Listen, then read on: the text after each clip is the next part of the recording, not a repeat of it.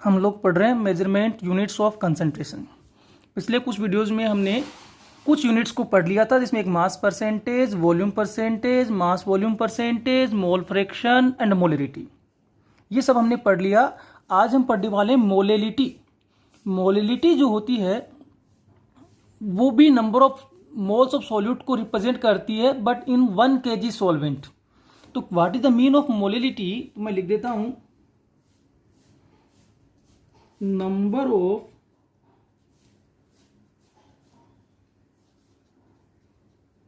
moles of solute present in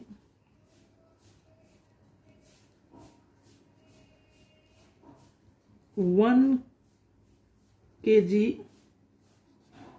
solvent. ये थोड़ा सा याद रखना, सॉल्वेंट की बात हो रही है। तो what is the mean of molality, तो number of moles of solute present in 1 kilogram solvent known as molality. 1 kilogram solvent में सॉल्यूट के जितने भी नंबर ऑफ मोल्स डिजोल्व हैं, that number is known as molality. Clear होगी बात। और molality जो है उसको हम लोग स्मॉल एम से डिनोट करते हैं। किससे डिनोट करेंगे? स्मॉल एम से। ठीक है, तो मोलेलिटी जो होगा उसको हम डिनोट करेंगे स्मॉल एम से। और जो यूनिट होगी मोलेलिटी की, तो देखिए सॉल्यूट के क्या यूज किया हमने? मोल, नंबर ऑफ मोल्स, तो यूनिट होगी मोल। कितने में? 1 kg सॉल्वेंट में। तो सॉल्वेंट कितना? 1 kg, kg is a unit, तो यहां यूनिट आ गई मोल पर kg। यही तो है ना, number of moles of solute present in 1 kg, यानी कि number of moles of solute पर किलोग्राम सॉल्वेंट। तो मोल पर kg यानी कि मोल kg inverse. This is the unit of molality. फॉर्मूले पे आते हैं हम लोग, तो एक बिल्कुल सिंपल फॉर्मूला अगर अपन देखें तो लिखेंगे मोलेलिटी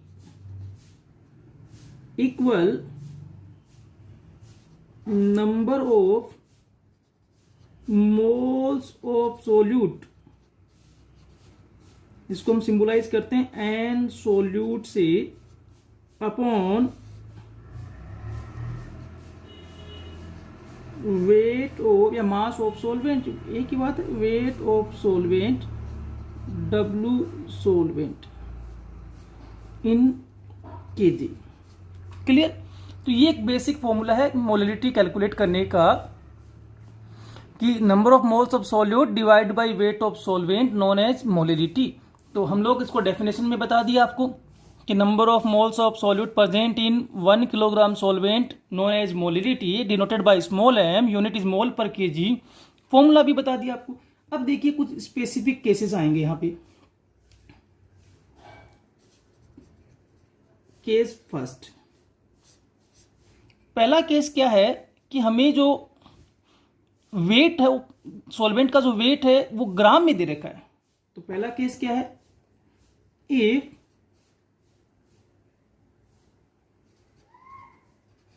अमाउंट ऑफ वेट, या अमाउंट एक ही बात है, तो इफ अमाउंट ऑफ सॉल्वेंट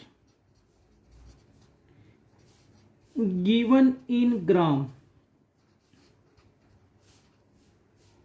ठीक है, तो आप सब जानते हो ग्राम में अगर दे रखा है तो आप एक बात तो आप जानते हो ना, 1 ग्राम इक्वल 1/1000 किलोग्राम। और ये ऐसा क्यों कर रहे हैं उसका कारण आप जानते हो, क्योंकि हमने पहले कर रखा, यूनिट किस में लिखी जा रही है? Mole per KG. ग्राम में रिप्रेजेंट कर ही नहीं सकते आप, तो हमें एक ग्राम को किलोग्राम में कन्वर्ट करना होगा। फॉर्मूला क्या निकल के आएगा? देखिए, मोलेरिटी जो स्मॉल एम से डिनोट करे, equal n solute upon W solvent. अब ये ग्राम में है तो इसको डिवाइड कितने से कर दें? 1000 से। यही तो है ना, 1 ग्राम है तो 1/1000, 2 ग्राम है तो 2/1000। 1000 का 1000 का जब भाग लगाएंगे तो वो कहाँ जाएगा? ऊपर, तो ऊपर आ गया मल्टीपल में। तो ये आ गया फॉर्मूला नंबर 2। क्लियर हो गई बात। तो ये सेकंड केस हो गया हमारे पास। ये कब करना है आपको? यदि आपको जो अमाउंट ऑफ सॉल्वेंट है वो किस में दे रखा हो? ग्राम में दे रखा हो। ठीक है, केस नंबर सेकंड देखते हैं अपन।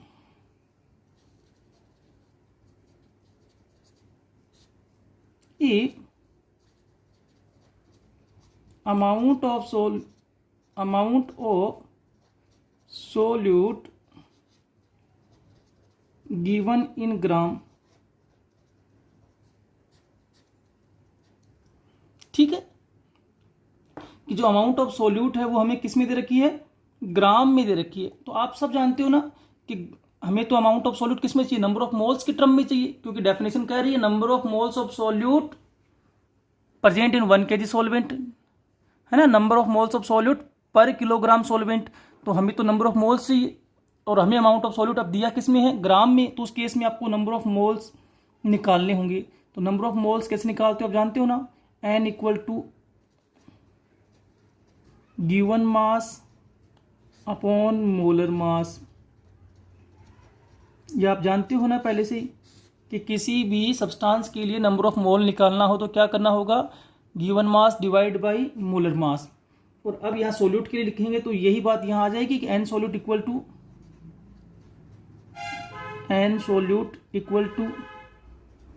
W solute given mass upon m solute. m solute ये कहाँ किसको इंडिकेट कर रहा है, मोलर मास को, ठीक है। तो ये कोई दिक्कत नहीं है, शायद किसी को भी नहीं है इसमें दिक्कत। अब देखिए from equation 1 and from equation 2 दोनों बातें अपन देखते हैं। फॉर्मूला क्या बना, मोलिलिटी इक्वल n सोल्यूट की जगह क्या लिखूं अब, W solute upon m solute. तो n सोल्यूट जो नंबर ऑफ सोल्यूट है वो मैंने चेंज कर दिया इस टर्म में, W solute upon m solute into नीचे क्या है, weight of solvent, W solvent किस में, kg में, ठीक है। तो ये इक्वेशन नंबर 3 आ गई आपके पास। याद रखना ऊपर 1000 से मल्टीप्लाई नहीं दिखाई दे रहा आपको, 1000 से मल्टीप्लाई क्यों नहीं कर रखा, क्योंकि जो वेट ऑफ सॉल्वेंट है वो किलोग्राम में ही रखा हमने, ग्राम में नहीं दे रखा, ठीक है। तो यानी कि सेकंड केस के टाइम पे हमने ये वाला केस अप्लाई नहीं किया। यही तो कह रहे हैं कि नंबर जो अमाउंट ऑफ सोल्यूट है वो ग्राम में है पर वेट ऑफ सॉल्वेंट किलोग्राम में है। तो ये इक्वेशन यूज होगी। 1000 से मल्टीप्लाई कब करना है, जब वेट ऑफ सॉल्वेंट भी आपको किस में दिया हुआ हो, ग्राम में दिया हो। तो फ्रॉम इक्वेशन 2, ठीक है। अगर ये दोनों केस एक साथ आ जाएं, दोनों केस समझ गए क्या, कि वेट ऑफ सॉल्वेंट भी ग्राम में हो और अमाउंट ऑफ सोल्यूट भी ग्राम में हो, तो फिर इक्वेशन 2 अप्लाई करके इसमें दोबारा से सोल्व कर लेते हैं। देखिए तब आएगा ये मोलिलिटी इक्वल n सोल्यूट की जगह तो क्या लिखूं, W solute upon m solute into W solvent किसमें, ग्राम में, तो ऊपर मल्टीपल कर दो। This is the. अब देखिए कुल मिला के हमने क्या क्या सीखा। सबसे पहले हमने ये जाना कि मोलिलिटी होती क्या है। तो क्या होती है मोलिलिटी, मोलिलिटी का मतलब होता है number of moles of solute present in 1 kilogram और 1000 gram solvent, known as molality, denoted by small m, unit है मोल पर किलोग्राम। बेसिक फॉर्मूला है निकालने का वही तरीका है कि molality equal to number of moles of solute divide by weight of solvent, but weight of solvent in kilogram. फिर हमने क्या कहा कि अगर ये मान लें कि number of moles of solute तो दे रखे हैं, n सोल्यूट तो हमें क्वेश्चन में दे रखा है, बट वेट ऑफ सॉल्वेंट जो है वो ग्राम में दे रखा है। तो हमने क्या कहा, वेट ऑफ सॉल्वेंट को ग्राम में दे रखा है, उसको केजी में कन्वर्ट करने के लिए ऊपर 1000 से मल्टीप्लाई कर दिया, तो ये फॉर्मूला आ गया। अब मैंने क्या कहा कि सपोज करिए कि वेट ऑफ सॉल्वेंट तो किलोग्राम में ही है ना, वेट ऑफ सॉल्वेंट तो किस में दे रखा है, किलोग्राम में ही दे रखा है, बट नंबर ऑफ मोल्स नहीं दे रखे। तो उस टाइम पे हम क्या करेंगे, नंबर ऑफ मोल्स निकालेंगे इस फॉर्मूले से, W solute upon m solute. तो हमने ये लिख दिया कि W solute upon m solute, it is denote the number of moles of solute into W सोल्वेंट, पर सोल्वेंट का वेट किस में है, kg में।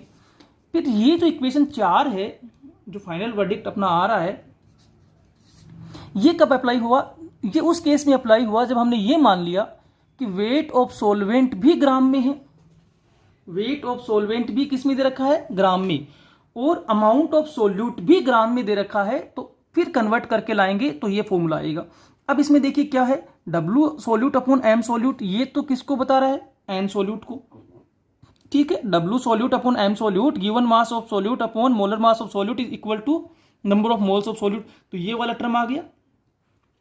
और यह वेट ऑफ सॉल्वेंट ग्राम में, हमें चाहिए यहाँ किलोग्राम में। किलोग्राम के लिए हमने इसको क्या कर दिया, 1000 से डिवाइड, वो 1000 ऊपर से ले गए, तो ये कन्वर्ट हो गया, ये हो गया। तो दोनों टर्म आ गई ना इस फॉर्मूले में। क्लियर हो गई बात। तो ये इसके फॉर्मूले हो गए। This is the molality. अगला टॉपिक हमारा क्या है, normality.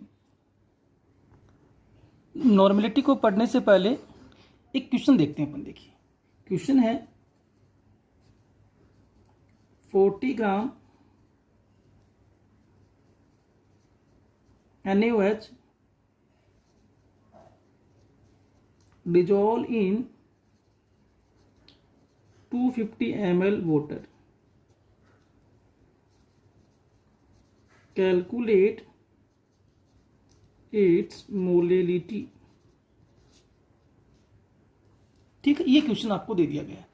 40 gram NaOH dissolve in 250 ml water, calculate its molality। ठीक है, देखिए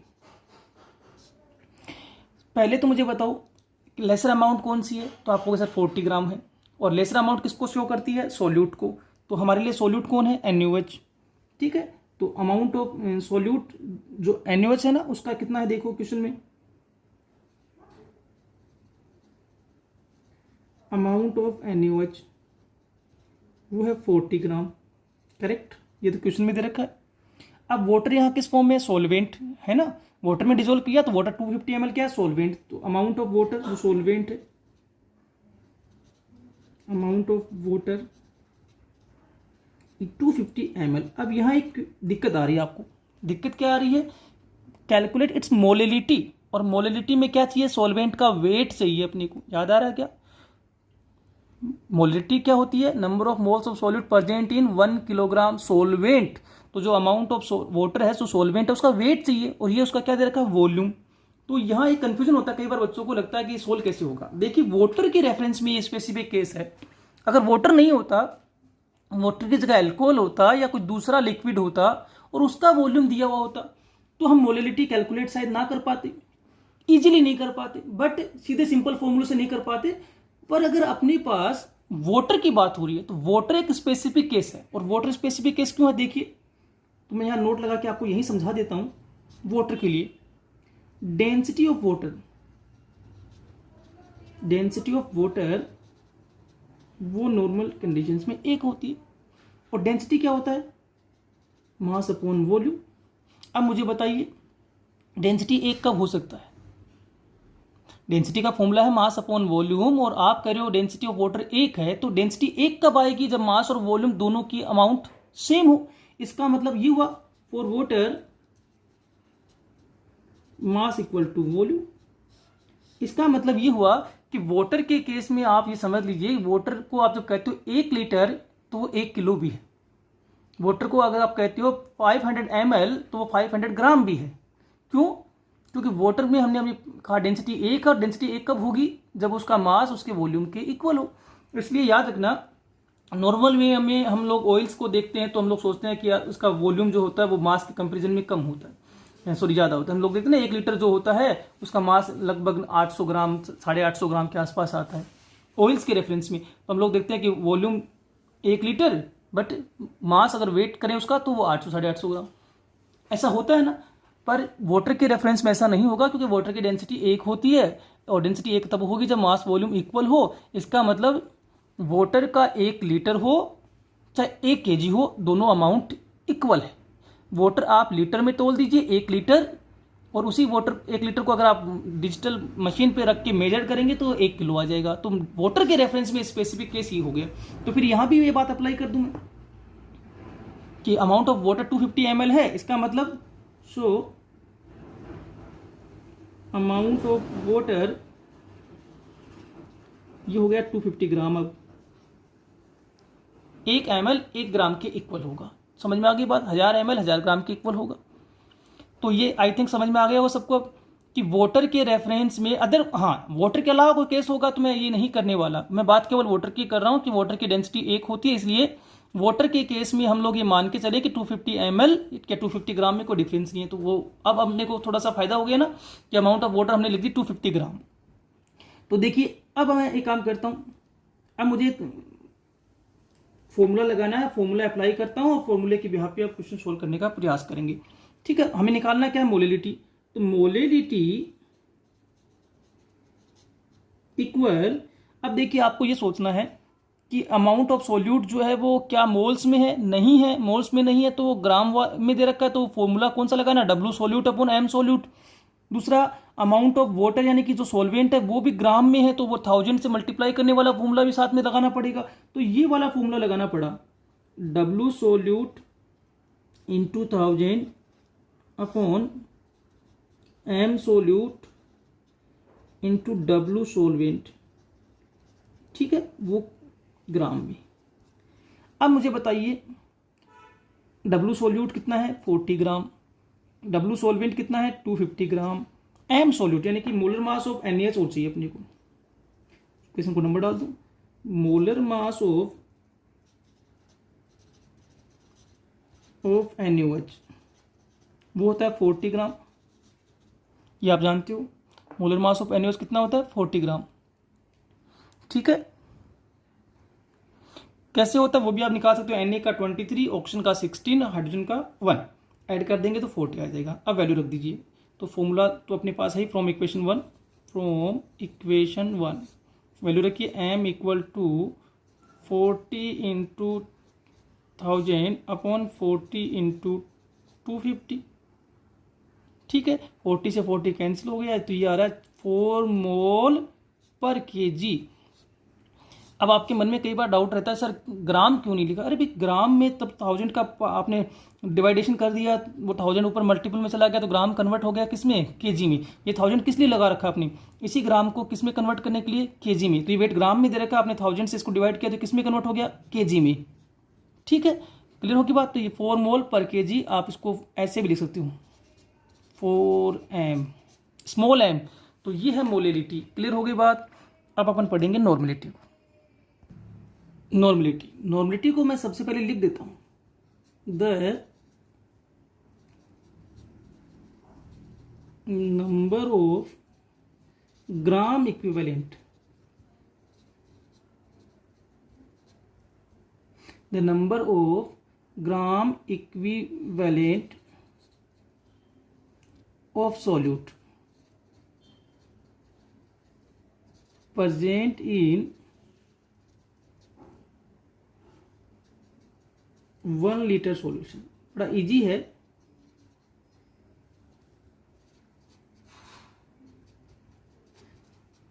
देखिए क्या हो गया कि 1 लीटर सॉल्यूशन में present number of gram equivalent of solute known as normality. सीधी सी बात नहीं समझ लें, 1 लीटर सॉल्यूशन में सॉल्यूट के कितने ग्राम इक्विवेलेंट प्रेजेंट है, that number is called normality. 1 litre solution में, यहाँ तरह के मोलेरिटी में क्या हो रहा था, मोलेरिटी में हम लोग बता रहे थे कि 1 लीटर सॉल्यूशन में कितने number of moles of solute present है। अब हम कह रहे हैं नंबर ऑफ मोल्स की जगह पर number of gram equivalent. Clear होगी बात। तो 1 लीटर सॉल्यूशन में present number of gram equivalent of solute known as normality. Clear. Denote करेंगे हम इसको एन से। किससे डिनोट करने वाले हैं, एन, कैपिटल एन। तो denoted by capital N. Unit की जहां तक बात है तो देखिए 1 यूनिट तो ये रही जो ऊपर की साइड होगी ना सॉल्यूट के पार्ट पे, और नीचे यूनिट लीटर है, तो बन गया ग्राम equivalent per litre. Gram equivalent per litre is the unit of normality. और वहां थी मोल पर लीटर, कहां थी, मोलेरिटी में। तो नॉर्मलिटी इजीली अपने को यह समझना है, the number of gram equivalent of solute present in 1 litre solution known as normality, denoted by N, capital N, and the unit is gram equivalent per litre. Unit याद आ जाएगी, ग्राम इक्विवेलेंट पर लीटर। फॉर्मूले की जहां तक बात है तो देखिए फॉर्मूला हम बनाएंगे, नॉर्मलिटी कैपिटल एन इक्वल, किसके अमाउंट डिटरमाइन करनी है, तो हमें अमाउंट डिटरमाइन करनी है सॉल्यूट की, तो वो ऊपर लिख दीजिए, और किस टर्म में करनी है, ग्राम इक्विवेलेंट की टर्म में। तो नंबर ऑफ ग्राम इक्विवेलेंट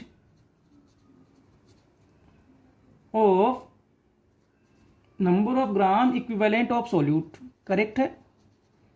और किसमें कैलकुलेट करनी है, देखो दो बातें होती है, किसका अमाउंट कैलकुलेट किया जा रहा है और किसमें किया जा रहा है।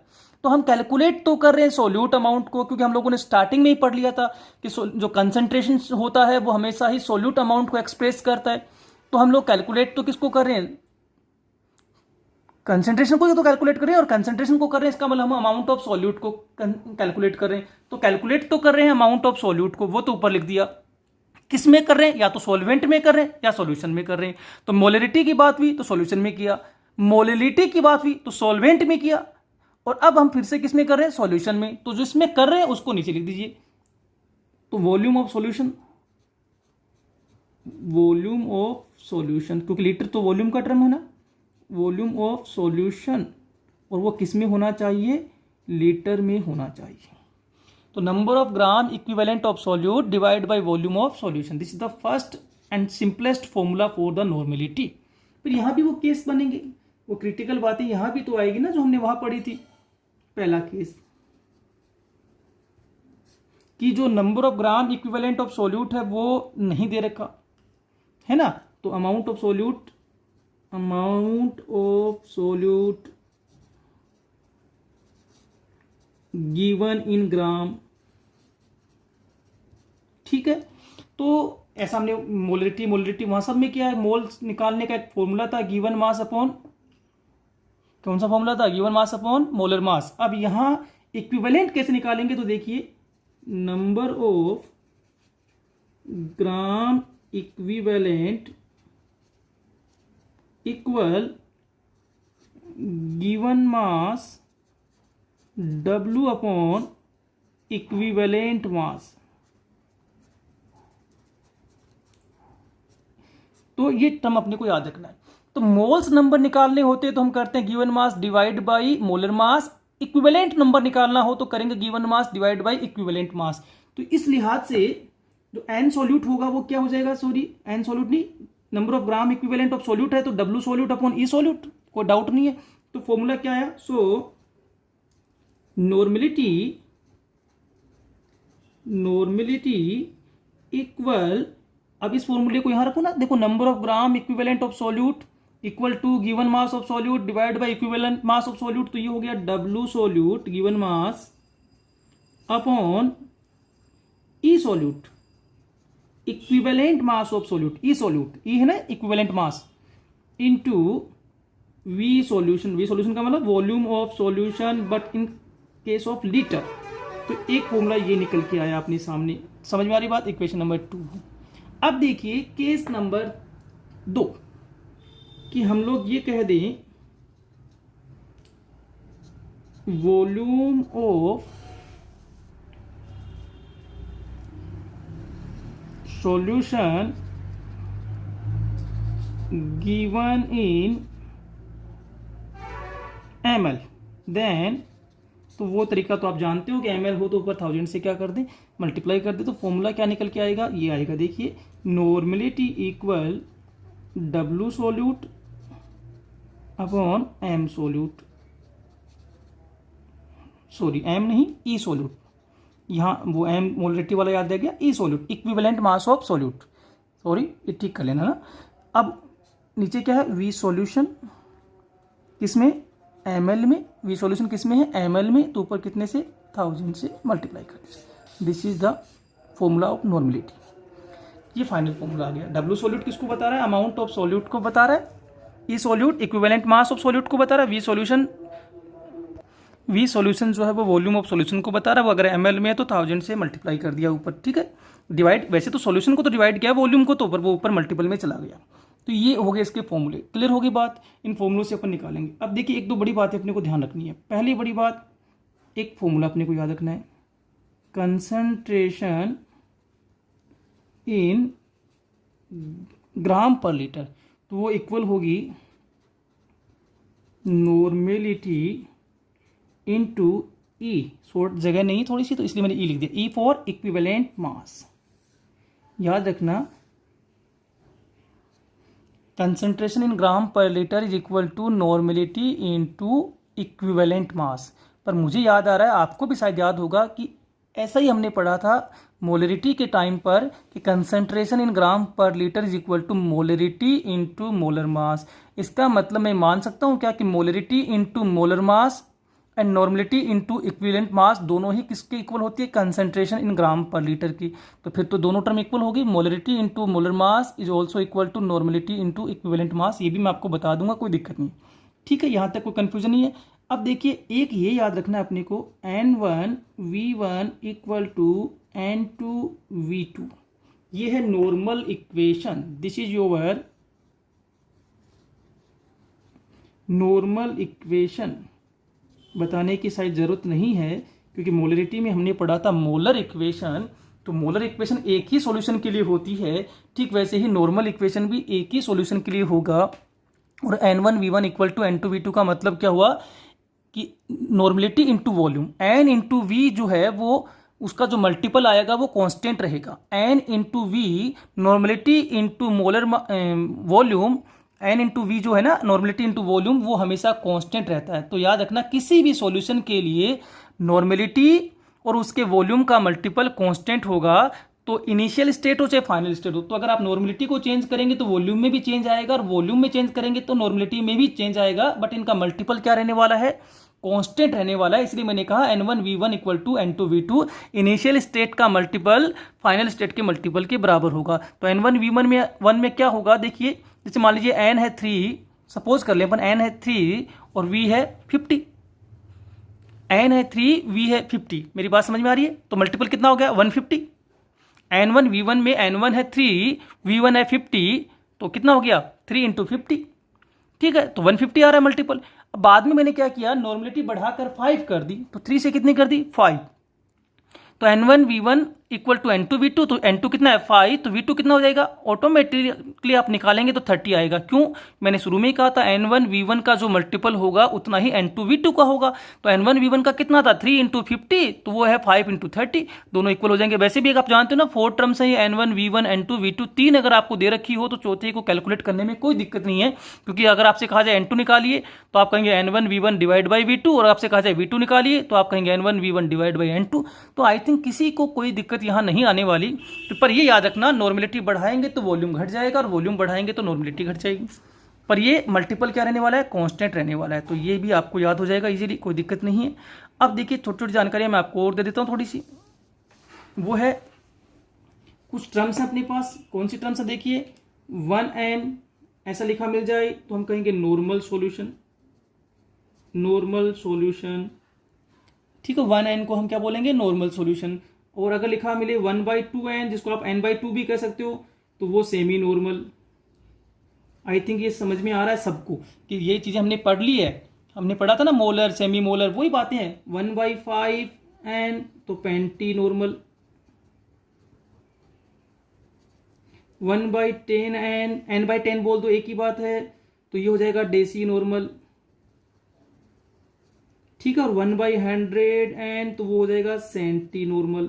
अब ये क्यों लिखवा रहे उसका कारण है, देखिए मान लीजिए क्वेश्चन में अमाउंट ना देके वो कह दीजिए, ऐसा लिख दे ए सेमी नॉर्मल सॉल्यूशन। अब मान लीजिए ये आ गया क्वेश्चन में a semi normal solution given, तो सेमी नॉर्मल दिया तो आपको पता होना चाहिए कि इसकी नॉर्मेलिटी कितनी है 1/2 यानी कि 0.5 है। और अगला कहे अगर ये centinormal solution is given तो वो नॉर्मेलिटी कितनी है 1/100, एन की वैल्यू कितनी है 1/100। क्लियर होगी बात। ये इसलिए लिखवा देते हैं आपको कि सेंटी नॉर्मल का मतलब होता है 1/100n, डेसी नॉर्मल का मतलब होता है 1/10n, और सेमी नॉर्मल का मतलब है 1/2n। ठीक है, एक बात और याद रखना जो मैं आपको बता देता हूं थोड़ा सा, कि जैसे हमने यहां पढ़ा ना concentration in gram per litre equal to normality into equivalent mass, ठीक वैसे हमने पढ़ा था concentration in gram per litre equal to molarity into molar mass. इसलिए मैं यहां लिख देता हूं कि molarity into molar mass equal normality into equivalent mass. ये भी एक इंटरेस्टेड पॉइंट है, आप याद रखना। ठीक है, molarity into molar mass equal to normality into equivalent mass. तो molarity, molar mass, normality and equivalent mass 4 term है। 3 टर्म अपने को अगर दे दे तो चौथे टर्म्स की कैलकुलेशन हो सकती है, पर याद रखना मोलरिटी इंटू मोलर मास और नॉर्मेलिटी इंटू इक्विवेलेंट मास है वो इक्वल क्यों है, क्योंकि दोनों term concentration in gram per litre के इक्वल होती है। तो ये हो गया हमारा मेजरमेंट यूनिट्स। ठीक है, थैंक यू। अगले वीडियो में हम लोग सॉल्युबिलिटी को स्टार्ट कर देंगे।